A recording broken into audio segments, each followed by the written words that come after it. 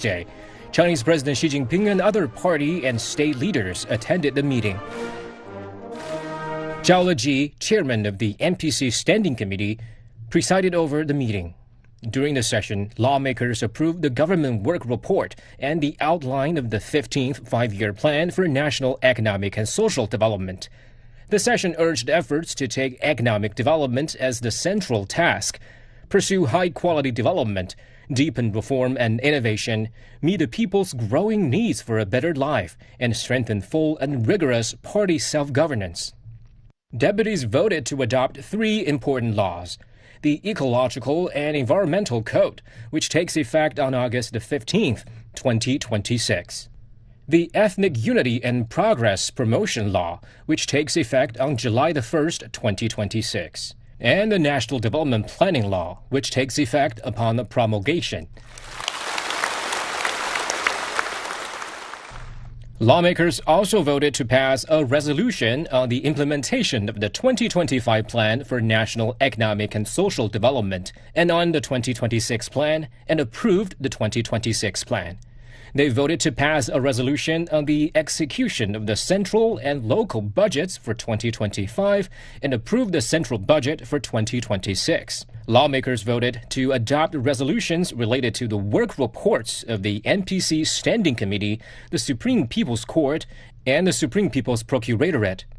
They also voted to adopt a decision approving the NPC Standing Committee's report on the work of the overhaul of laws and the proposed handling of certain laws and decisions. Zhao Leji delivered a speech at the closing session. Zhao said that based on the tasks set by the meeting, all deputies must take solid and effective steps in all areas of work and strive for a good start to the 15th five-year plan. He also stressed the need for the NPC to fully perform its functions, uphold the unity of the party's leadership, the running of the country by the people, and law-based governance. He emphasized the importance of practicing whole-process people's democracy and the system of people's congresses. He urged the fulfillment of duties entrusted by the Constitution and laws to provide a solid legal foundation for achieving the goals of the 15th five-year plan. This year, lawmakers submitted 226 proposals and more than 7,000 suggestions covering areas from building a stronger domestic market, developing emerging and future industries, achieving technological self-reliance, and promoting people's well-being.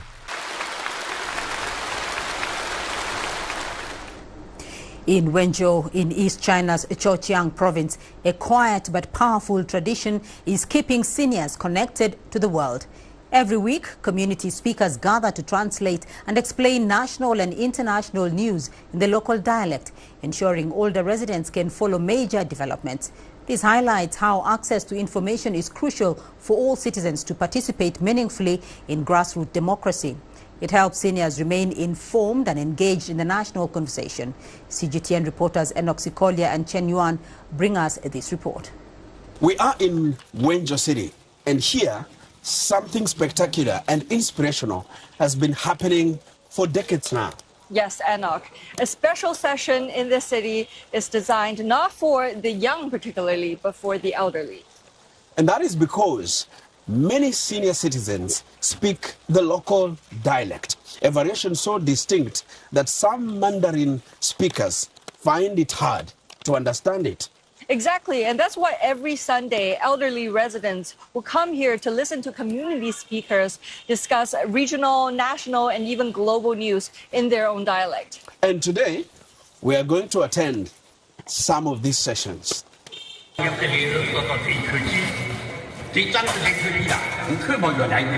It's a rainy Sunday morning. Dozens of senior citizens brave the weather just to attend the Speakers Club session.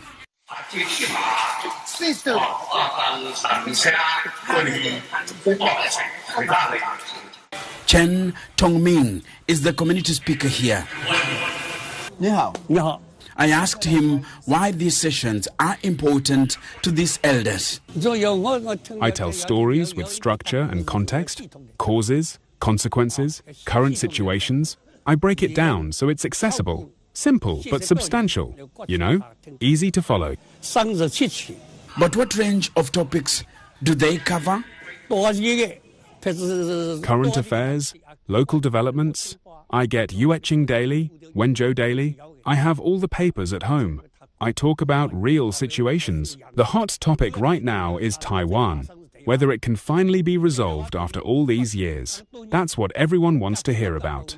The Russia-Ukraine conflict is also widely discussed. Central government movements, when meetings happen, the third plenum, 2 sessions, things rural folks can relate to. I explain so they know what's happening at the top.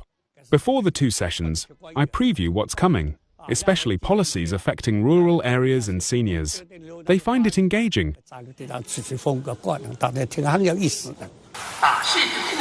30 years after retiring from his banking career, Chen has settled into a well-defined routine. Ahead of the sessions, he gathers news from newspapers, television, and more recently, digital platforms. He then identifies stories that may interest these elders, compiles the information, writes down key points on paper, and finally shares the updates. As the gathering warms up, those with small treats, like this lady with her sweets, share them around, adding a touch of sweetness and energy to the morning. In an era dominated by digital media and instant translation apps, these men say this is something refreshingly personal. It is not just about language, it's about connection.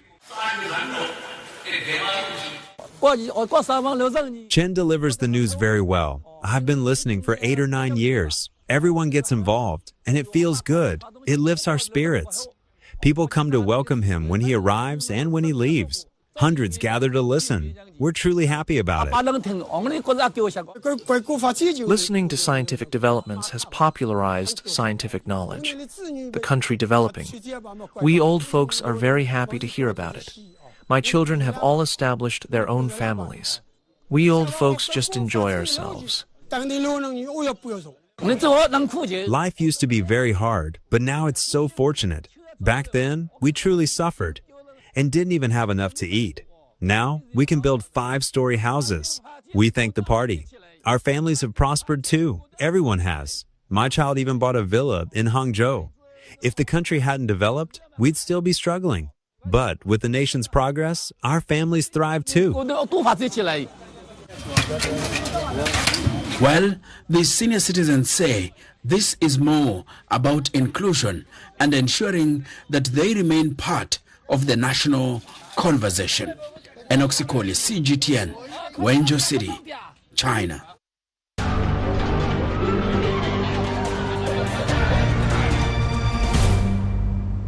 We are receiving news just coming in. A massive explosion has reportedly occurred near the site of a rally in Tehran. Videos released by Iranian media show a densely packed crowd at a rally with thick plumes of smoke rising high into the sky in the distance from the blast. It is not yet clear whether there are any casualties.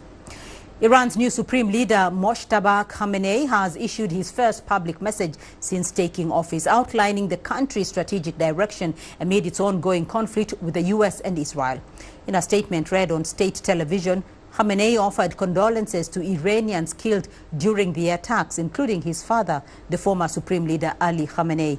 The new leader also vowed to take full revenge. Isan Kivani reports from Yazd in Iran.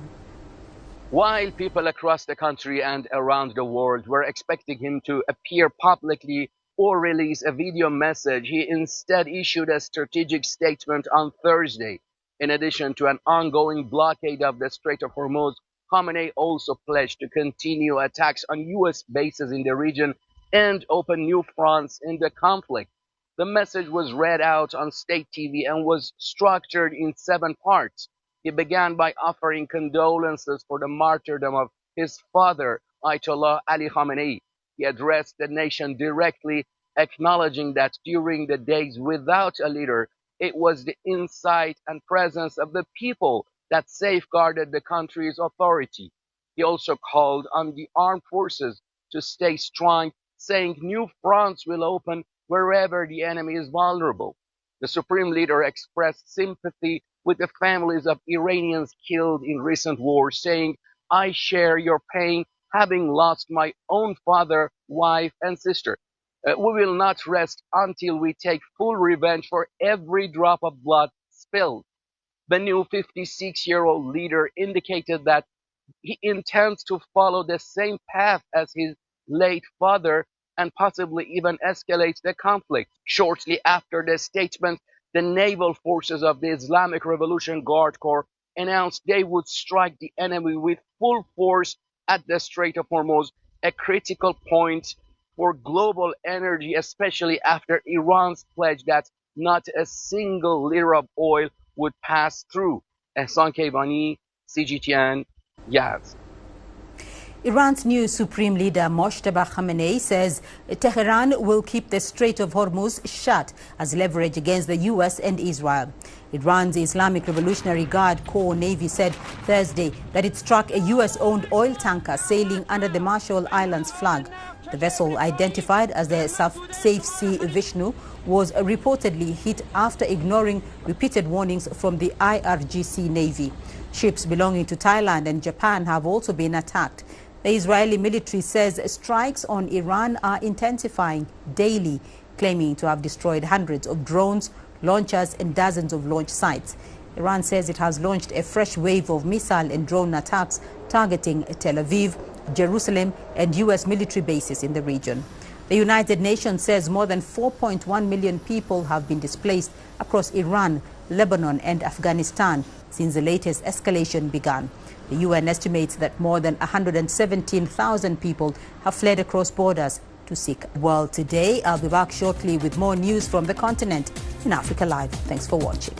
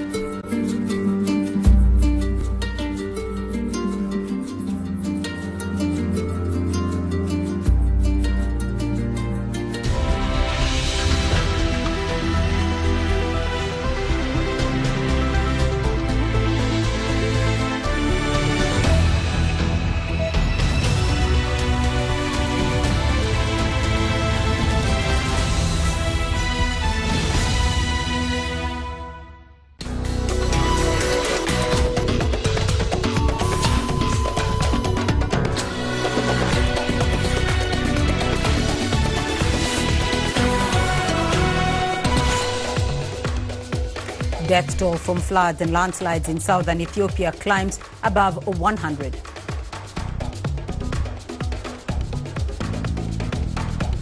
At least 13 civilians are killed in drone strike at a Sudan-Chad border crossing.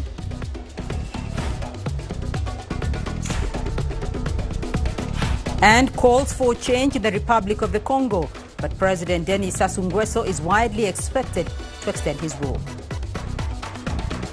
I'm Beatrice Marshall in Nairobi. Welcome to Africa Live. Also ahead on the program. In business, airlines in South Africa are forced to hike ticket prices due to a looming jet fuel crisis brought on by the Iran conflict.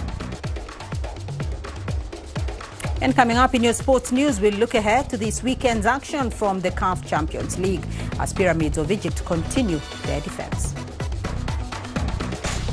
We begin in Ethiopia. The death toll from a landslide triggered by heavy rainfall in the south has climbed to more than 100.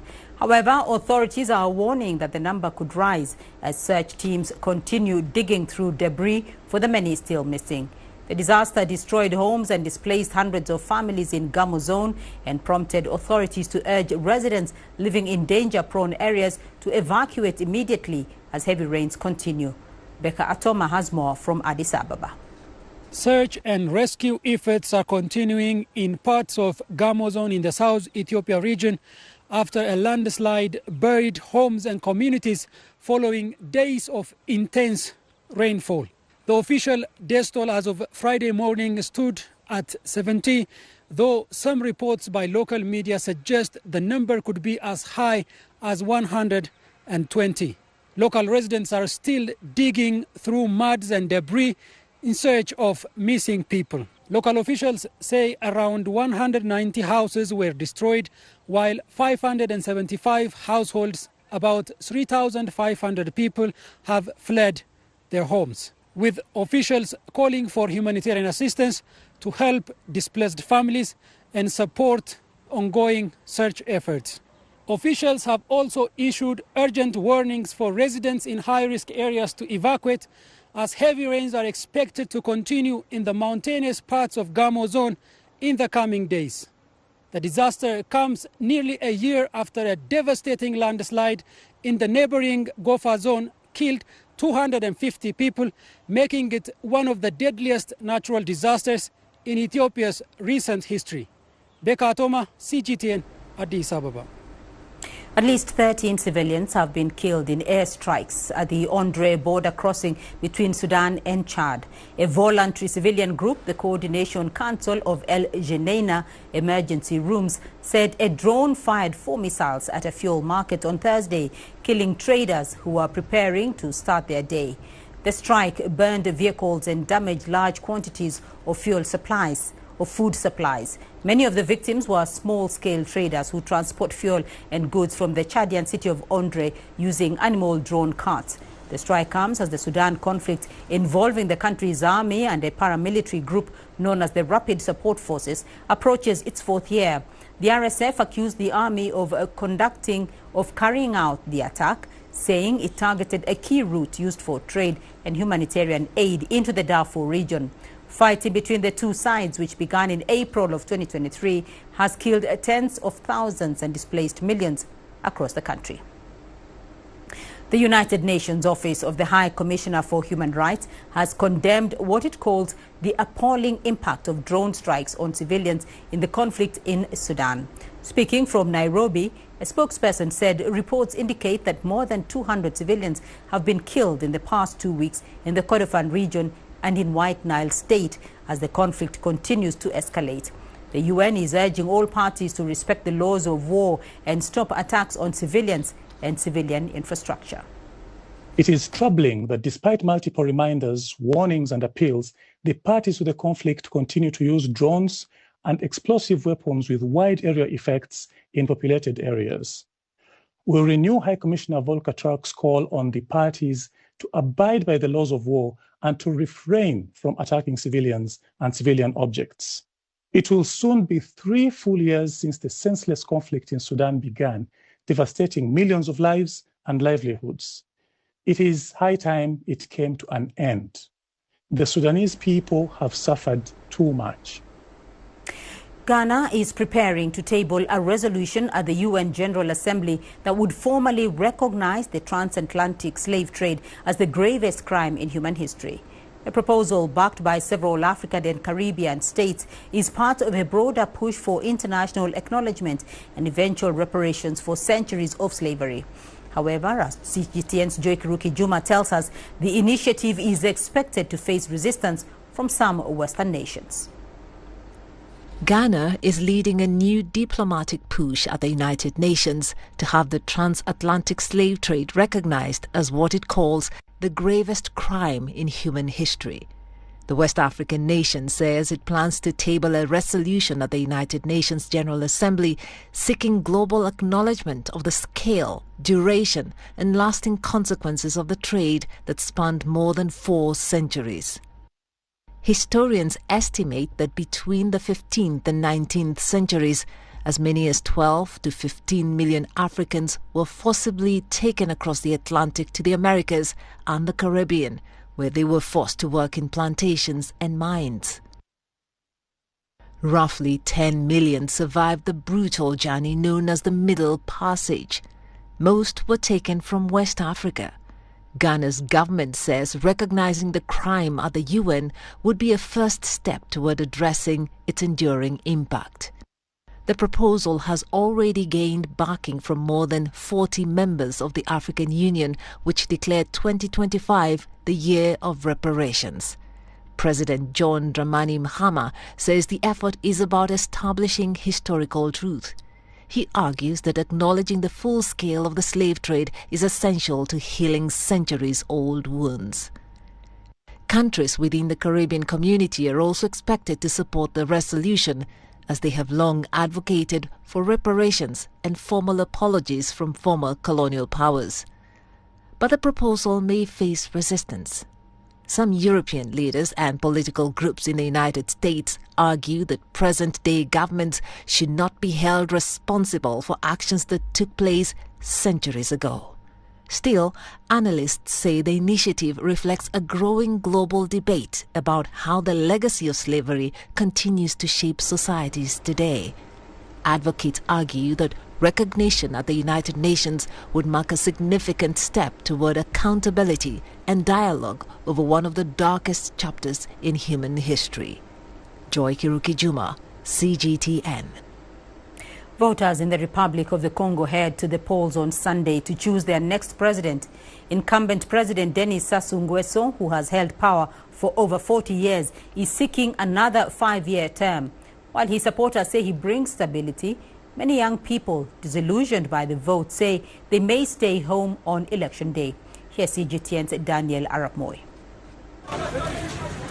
The streets of Brazzaville are covered in posters and banners urging the country's 2.6 million registered voters to head to the polls. President Denis Sassou Nguesso, facing 6 other candidates, is seen as the clear favorite in the race. At age 82, he is one of Africa's longest-serving leaders. Candidate and President Denis Sassou Nguesso embodies experience among other candidates in the noble management of our country. And I think that today, given his experience, no one can challenge him for the presidency. But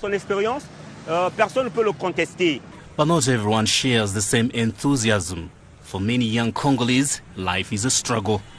Around half the population lives below the international poverty line, and finding a steady job is no sure thing. Youth unemployment is high at 40%. Many young people are unemployed. Some have degrees but are stuck at home. There are no jobs.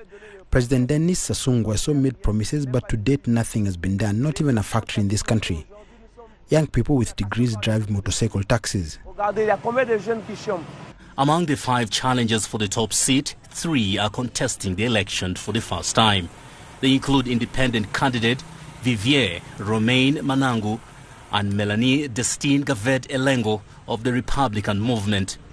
However, some opposition parties are boycotting the vote, alleging unfair electoral practices. In terms of key issues, the first question is the voter turnout rate for this election. Will it be low or high? Already, as we follow the election campaign, we can see that there is ultimately no enthusiasm among voters. As voting day approaches, the streets shine with electoral promises. The question now is whether Congolese voters will show up in large numbers to turn those promises into a political choice. Daniel Arapmoy, CGTN. The government of Eswatini says it has received 4 more third country deportees from the United States, raising the total number to 19. A spokesperson said 2 were from Somalia, 1 from Sudan, and the 4th from Tanzania. Previous deportees arriving last July included nationals of Vietnam, Cuba, Laos and Yemen. Over the past year, the Trump administration has struck deals with numerous countries as part of its anti-immigrant crackdown to accept people who are not their citizens. And in West Africa, residents across volatile northern Nigeria are pleading with the federal government to bring peace and security to the region. Northern Nigeria regularly makes global headlines with nearly weekly reports of kidnappings for ransom and armed attacks on villages. Many residents have had enough and are taking their families into more secure countries like Benin with no plans to return. Here's CGTN's Caroline B. with more. Nigeria has for years grappled with armed groups known locally as bandits. Many raid villages and abduct people for ransom, mostly in the northwest and central parts of the country. In Nguesso village, an agricultural community in Kebbi State, tragedy struck in February when armed groups linked to Boko Haram and Al-Qaeda attacked the village. Farmers were abducted on the way to their fields, belongings looted, and houses burnt. Weeks later, many families are still waiting to hear from their loved ones. I don't know where my family is. I've tried to locate them and I can't return home. Since the incident, there have been no security plans, not even community vigilante groups. 70% of the people are in Benin and 30% remain here in Kebbi State. My brother had gone to collect some money when the attackers arrived. They blocked every exit in the community. They killed him in front of my mother when he asked them to let her go. Several people fled to the Benin Republic and others are missing. Over 70 people are kidnapped. We pray that the government will listen to us. Abdullahi Tanko Ibrahim is the Nguesso village chief. He says many terrified residents are now seeking safety in neighboring Benin. Because of the attacks, my blood pressure has gone up. I avoid speaking about it and the condition of my people who were killed, kidnapped and displaced. My role as village chief is to protect the people, but I could not do much and it is painful. It's not what our past leaders wanted. Since the incident, I have not returned. Those who have returned to collect their belongings stepped on mines which exploded close to my house. Our people are now displaced to several communities in Kebbi State and in Benin. They've been received well and they say they'll never return. But our people are farmers and they will need plenty of land to farm, which is only available here in Nguesso. Those who are left behind question the speed of government action, noting that slow responses bring repeated attacks. We have cried to the government, but there's no help. That's why they keep returning, setting the community on fire and planting mines. Anyone that escaped only left with the clothing on their body. Everything we had is lost. I am really confused because I don't know where my wife and children are, whether they are alive or dead or kidnapped. We are begging the government to restore security. The UN's International Organization for Migration says around 3.7 million Nigerians have been forced to flee their homes as a result of the attacks, coupled with environmental and economic pressures. Local leaders say those who fled to Benin have found a safe haven and plan never to return. While the government under President Bola Tinubu has intensified promises to restore security in bandit regions, residents are growing wary of the spiraling insecurity that has disrupted daily life and economic stability in the region. Caroline B., CGTN. And now to Morocco, where the government says thousands of families affected by recent heavy rains and flooding are now receiving financial compensation as part of a broader state response aimed at emergency relief, reconstruction and longer-term resilience. The rains ended a long-running drought in the country, bringing much-needed certainty to agricultural activities. However, some regions, most notably the country's northwest, experienced much more than it was able to manage. Adnan Chauchi has more. Earlier this year, heavy rains and flooding forced tens of thousands of people to flee their homes in northern Morocco. They returned days later to utter devastation and major worries about their future. However, the government says it is now stepping in.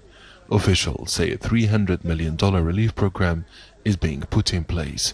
The package provides families with $600 in emergency assistance, up to $1,500 for housing repairs, and as much as $14,000 for home reconstruction. 15,000 affected families have already been compensated. Residents who were evacuated from their cities or villages due to the floods have been officially registered, and those who have returned are also identified. Farmers are likewise documented according to their specific agricultural activities. Mohammed Shahidi is among the flood-affected farmers who have received direct financial compensation. He lives in a small farming community near the flood-hit cities of Sidi al-Tazi and Qasr al-Kbir, where the Lucas River burst its banks after torrential rains, inundating homes, farmland and nearby villages. The financial compensation came at the right time. It helped me provide the essentials for my children and get back to work on the farm. We lost a great deal in the floods, but we are alive. State support has been crucial throughout, during the flooding, the evacuation, and now as we resume a normal life and rebuild in the spring. For many families, the aid has come at a critical time. With the fasting month of Ramadan adding pressure on household budgets, local residents say the compensation cover basic needs while easing the burden of recovery. The compensation has helped families cope with the added expenses of the holy month of Ramadan. People feel the state is standing by them. Some families had to leave their homes for up to 20 days, even for weeks. Being back home and receiving support brings comfort as we try to move past the effects of the disaster. As local committees continue assessing the scale of the destruction, officials say the number of beneficiaries could increase in the coming weeks. Beyond emergency compensation, authorities are also focusing on repairing damaged infrastructure and restoring agricultural activity. Adnan Shawishi, CGTN. In South Sudan, the army says it has recaptured a strategic town in Jonglei State from fighters of the Sudan People's Liberation Army in opposition. The country is experiencing a severe escalating conflict with fighting between government and opposition forces breaking out in at least 7 of 10 states, and Jonglei among the hotspots. The recapture of Akobo town, which is located near the border with Ethiopia, follows a military offensive launched earlier this week. An army spokesperson said troops entered the town on Tuesday without resistance. General Lul Ruai Kwang announced that as many as 50 opposition fighters had been killed and 7 of their vehicles mounted with weapons seized. 13 government soldiers were killed and 20 others were wounded in the operation. Following the recapture, the army has called on civilians and humanitarian agencies to return days after authorities ordered them to evacuate. I would like to proudly announce to our own rank and files and the public re-liberation of historical border town of Akobo. Akobo fell to our gallant force on the 10th of March 2026 without resistance. SSPDF Chief of Defense Forces, General Dr. Paul Nang Majok, hereby requests or orders all UN agencies, international and indigenous organizations to resume their normal humanitarian operations at the earliest time possible. On the same note, the entire civil population that had fled Akobo and its environs are also urged or requested to return to their respective homes and villages. Let's now take a look at your business news. Here's what's ahead. The U.S. issues a waiver for the sale of Russian oil at sea amid volatility in energy markets. And airlines in South Africa are forced to hike ticket prices due to a looming jet fuel crisis brought on by the Iran conflict. You don't find the stories of North Africa by sitting on the sidelines. You've got to get out, go there, and you'll find them. In the bazaars of Casablanca. Among the crowds in Cairo. We'll come to visit Cairo, the ancient capital of Egypt. Along the waters of the Nile.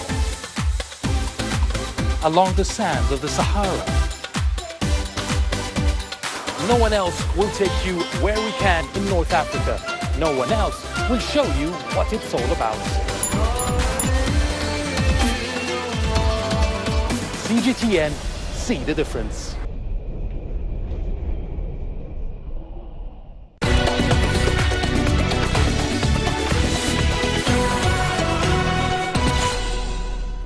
The U.S. government has issued a 30-day waiver for countries to purchase sanctioned Russian oil and petroleum products currently stranded at sea. Washington announced it would be releasing 172 million barrels of oil from the Strategic Petroleum Reserve. That release is part of a broader commitment by the 32-nation International Energy Agency to release 400 million barrels of oil. The move is the latest attempt by President Donald Trump's administration to tame energy prices after U.S. and Israeli strikes on Iran. It also comes as the subsequent response by Tehran widens regional tensions and paralyzes shipping through the Strait of Hormuz, disrupting vital Middle East oil and gas flows and sending energy prices higher. Well, airlines around the world have been hiking up airfares following the disruptions to shipping routes. South African Airways is among the latest to adjust its ticket prices. The airline says rising costs could not be absorbed. However, tickets that have already been booked will not receive a price adjustment. Domestic carriers Airlink and FlySafair have already adjusted their prices in recent days. The price of jet fuel has risen far faster than crude prices, increasing over 58% in early March 2026, with the average price surpassing $157 per barrel. Even airlines that use hedging contracts to protect against sudden spikes in oil prices are rapidly announcing fare hikes, fuel surcharges and capacity cuts. Still in the country, South Africa has presented a final list of its exports to China for duty-free access. In February, Beijing announced unilateral zero-tariff treatment for imports from 53 African countries. It is a significant boost to the African continent's trade, especially in agriculture. Julie Shire reports from Cape Town. Agricultural exports from South Africa to China have grown steadily in recent years. Products such as wine, beef and tea are already shipped there. More recently, avocados and stone fruit have joined the list. South African growers are developing fruit varieties specifically designed to survive the long journey to China, arriving just as fresh and ready for the world's second-largest consumer market. We bred them from parents and make sure that the quality, the customer expectations, as well as the quality made it. It also had to comply with a distance of about 5 to 8 weeks on the container from Cape Town dock all the way to the first port of China, which I believe has been one of the marvels of our R&D, research and development. Pretoria expects those exports to climb further as China moves to scrap tariffs from more than 50 countries under the China-Africa Economic Partnership Agreement. But which products ultimately gain access to the Chinese market remains subject to negotiation.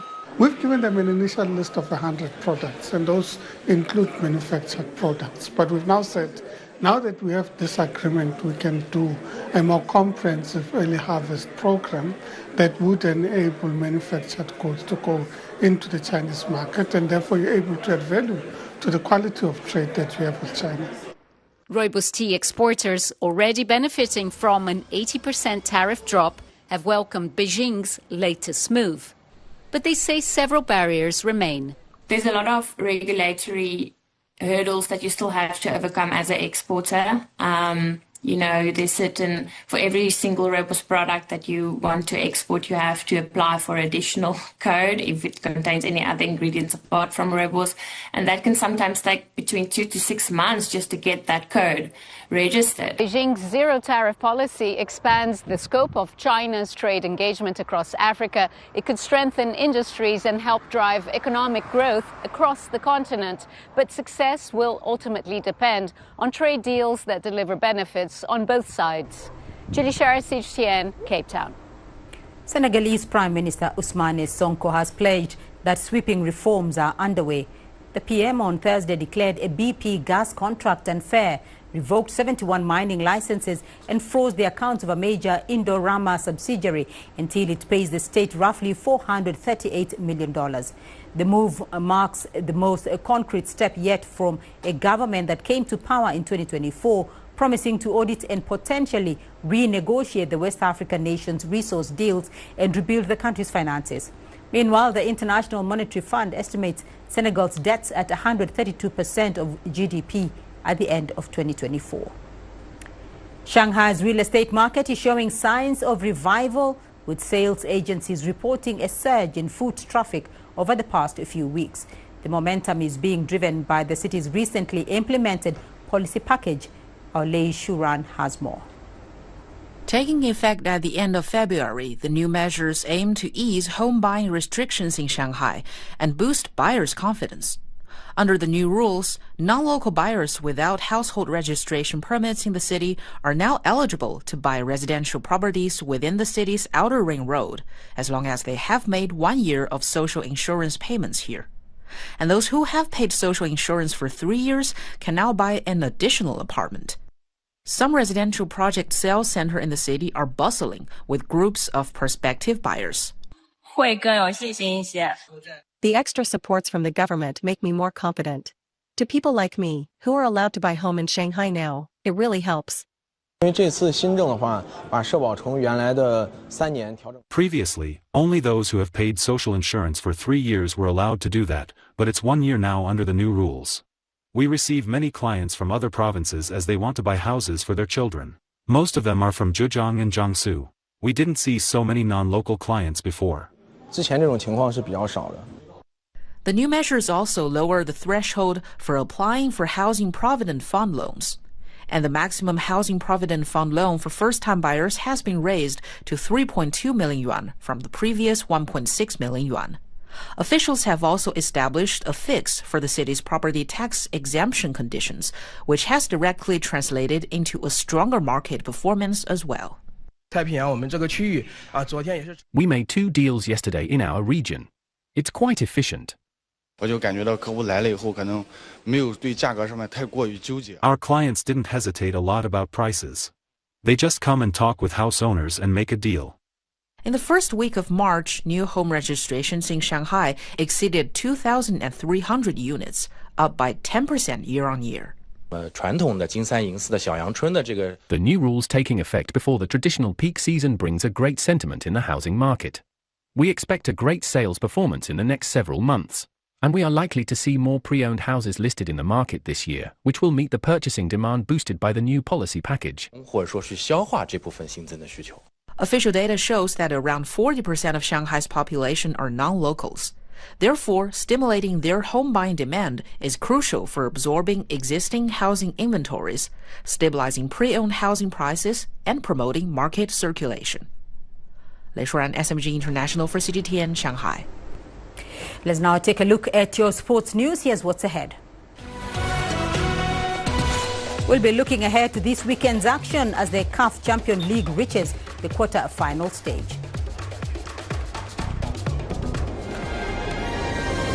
The greatest journeys, the greatest sights, the greatest adventures.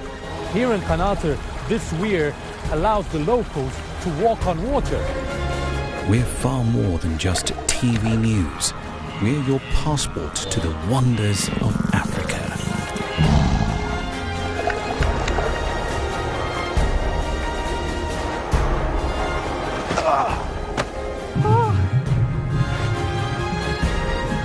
So let's explore.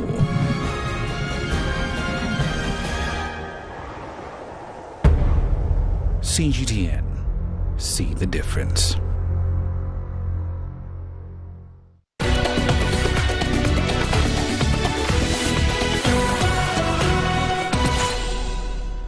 And we begin with the World Rally Championship and the third leg of the season, which is taking place here in Kenya this weekend.